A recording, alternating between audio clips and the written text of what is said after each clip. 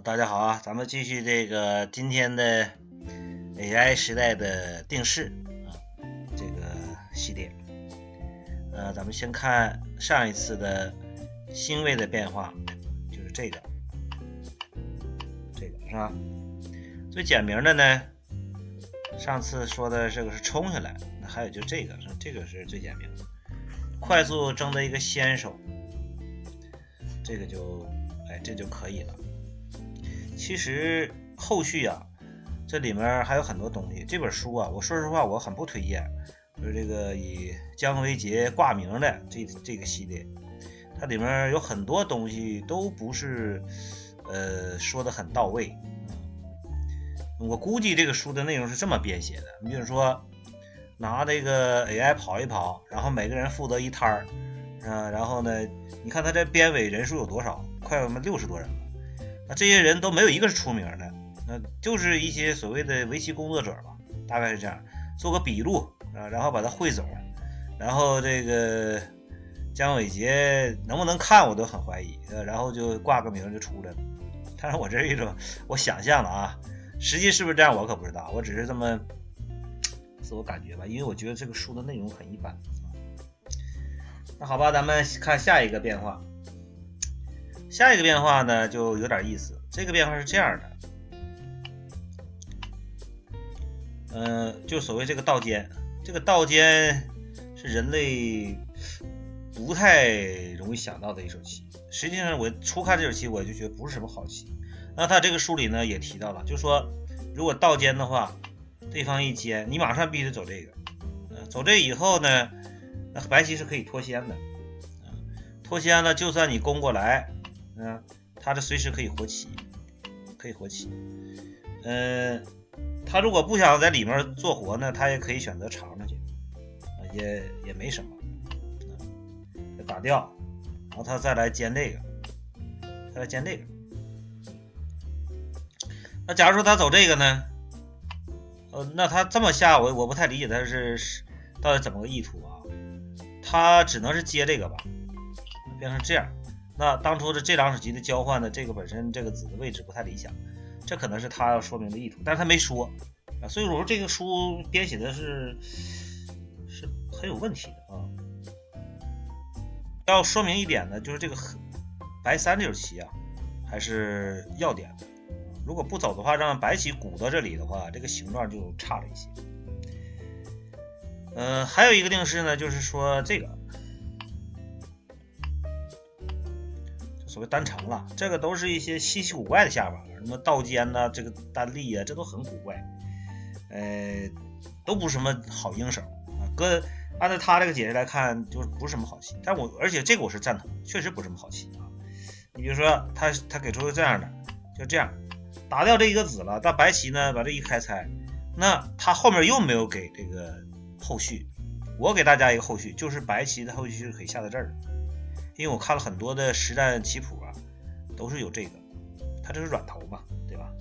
还有其次要注意一点，就是白棋如果打这个时候，黑棋是可以飞的，有这个变化。所以说你走这个，它可以回家是吧？这个不在乎。我们要看有一个老定式里面衍生出来的一个东西，就是这个，就是这个连扳。现在看原先觉得这个连扳很严厉啊，通过。以前的这个是我印象中是手金书里面才有的，还是定式书里我忘了啊。那就是什么呢？就是这个哈，那打吃的时候要糊起来，这是老下法啊。然后他提掉打这个，接住白棋呢获得一个先手，再可以考虑猜边。这样呢，应该是一个，他说是黑棋稍亏，我不这么认为，我觉得这个棋应该是双方可下吧，猜边，它应该是。双方可下。那么还有一种下法，这个是这个他提出来的啊，就是这个，就是在他连扳的时候，其实白棋是可以选择粘的。如果是选择粘的话，那是不是就是还原成的老式的那个定式了，对吧？这个最早之前出现在韩流的时候，那个时候才有这样的下法。那这个下法其实他说是白棋稍优啊，白棋稍优。这个有可能吧，这个我不太确认啊，这个可能是白棋稍有一点。就算是定式这种东西啊，好呢也就是一两步棋，它还真的不影响到你这个胜负啊，所以大家知道一下有这么几种下法，也就可以啊。我们下面来看的呢是一个也很常见的，就是这个定式啊，最早出现的是在什么时候呢？其实很早了，就是在武功证书拿到福士通杯之前呢，我是对定式一点印象没有的。就是他拿第一次福士通杯的时候，他跟林海峰下上来的就是这种下。其实在后来打棋谱才发现，很早以前就有这个下法了，就这个。那他如果争子有力，他把这个接住，黑棋争不掉，他只能长。如果他能争掉呢，大概就是这样，这边做个引争，然后呢，武功那个年代都是单提了，那现在所谓 AI 时代都是在这儿怪飞一个，是吧？表面看起来效率比较高一些吧。但是 AI 时代啦，这个就有所进步了，认为这个棋是亏的。确实，从我目测第一次看到这个定式，我就觉得是白棋亏。很多人很多直感的时候都是正确的，即使你水平不高的时候，你也能看出职业的下的棋它是亏的。那就是这个搬的话呢，如果你是退，那就不是棋了，退人家白棋先手活。那你搬的话呢，它这有一点，这一点是先手力。那这样的话呢，这个白棋再脱先，这个所谓也算是个定式吧，2分啊。其实咱们说啊，研究定式啊，得研究那些有意义的、深入性的定式才好玩，是吧？那都是公开的一些，或者是稀奇古怪的走法，没什么意思。那咱们这次看一个呢，就是已经很少看到的韩国流这个碰。这个韩国流的碰啊，以前呢就是说你这个压的时候，黑棋这个扳，就是说被所谓破解了啊，就是我印象中第一次看到所谓的破解，就是从哪儿那个周俊杰的那个书里说，也就是扳，就顶住就破了。咱们看看他所谓的破怎么破的，在这个书里他也介绍了，也是这么说的，就是说什么呢？打了以后粘住。那这个时候啊，假如说黑棋的争子成立啊，黑棋可以选择这个扳，这什么意思呢？那你要是来断，我一打一走一长，这个不能两全，这是黑棋的如意算盘。所以呢，当他扳的时候，如果是白棋不利的话，那白棋大概只能是跳，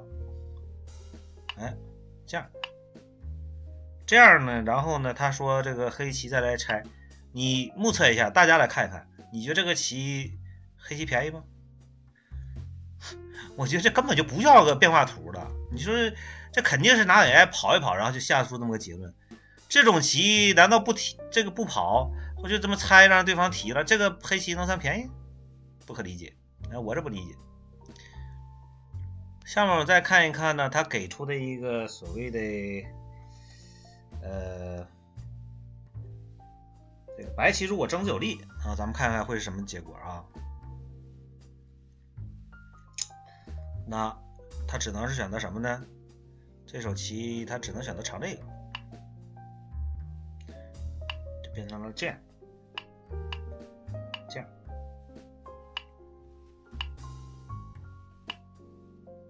这还能尖一个，因为你打的话，它也都有一恰，然后它再长，可能是这个意图。但很多它这个变化它写的很不详细啊，所以我觉得这套书是很糟糕的一套书。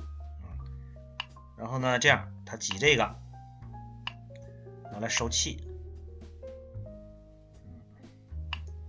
那收气呢，白棋快一气，所以呢，假如说这个棋是黑棋争子不利的情况下，那这个二路的扳呢就不行了，不成立了。这就是为什么这个曾经风靡一时的韩流啊，就此消失的原因。下面我们再来看一看呢，这个最有名的，现在也是在这个高手实战里面也经常有的，就是这个怪点，怪点。这个变化呀，就是说，如果是选择粘住呢，其实也是完全可下的。如果是粘住的变化，那基本上它就是它要飞。它给出一个这个预想图，我都觉得非常的古怪了。就这个，然后它的这个，然后再这个2路3路过，这算是个2分变化啊。可能是我这个跟不上时代潮流吧。除此之外呢，就是说，黑棋还能脱先，还要脱先。它脱先的话是形成什么呢？大概是这边来飞，然后它还要逼住，哇，还这么来。这棋我都有点看不懂了啊。他说叫是一个所谓难解的战斗吧。那我所熟悉的一个下法是这样的，就是说也算是个常形的下法。就当他点的时候啊，这个要作战，就是这个，就是这是稍显复杂，但是我在实战中下过好多盘，所以我对这个多少有点印象。就是当他贴的时候，下手其实点3啊，然后当他挡上再来冲。这个呢局部是个弃子的下法。因为在此之前我曾经那个就李道宏那本书我曾经摆过几遍，所以有点印象。那下手棋关键就是单退一个，这里面都就都弃了。这个拖看似好像黑棋不错的样子，是吧？但是实际上是他的评论是白棋稍主动，在那个李道宏那个书里呢，评论是白棋好，是吧？不管怎么说，反正是白棋不亏，让他再拐，这还有个扳，再来一个怪飞。等他拖的时候呢，他还要继续弃，大概就形成这么个棋吧。其实这里面的变化也不需要非都得知道，只要知道其实从哪开始呢？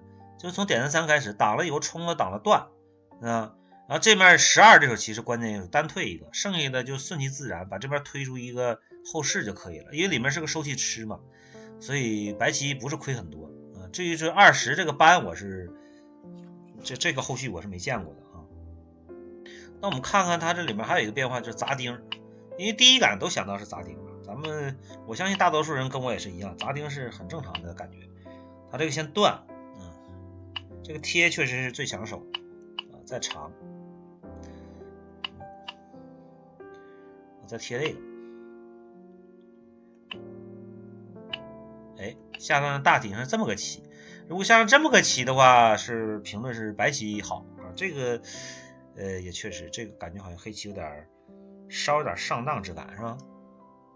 那这个时候如果不选择贴呢，选择打呢，打大概就是形成一个所谓的转换它单长，这就是变成这样的，这是个转换的棋形。这个转换呢，它的评价呢是白棋也满意，这个就根据个人的判断吧。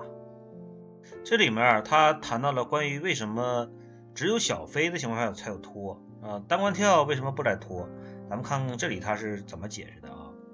比如说这个拖，那这个时候呢，他选择单退，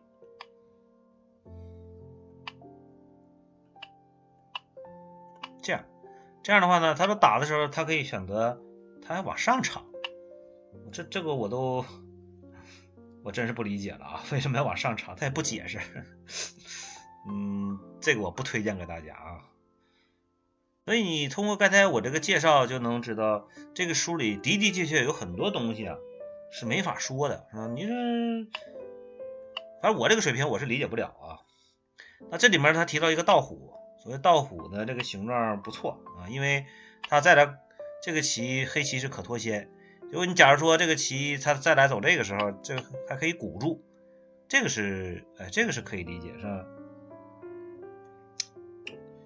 那还有就是什么呢？就是其实这些都是我没见过啊，我都实话实说我没见过。但是这个变化是我想到的，为什么它不能下连扳的原因。当单关手脚的时候就这个形状这个形状是这个黑棋的形状要比在这儿好。你打了以后，这个打的是虎是好形状嘛，对不对？这个不差。这是我能想到的，最先想到就为什么当初如果当官的话他不来拖的原因。那好吧，今天的介绍的这些所谓的 AI 攻防吧，就是这些内容。由于时间的关系呢，咱们只能到这里啊，谢谢大家观看。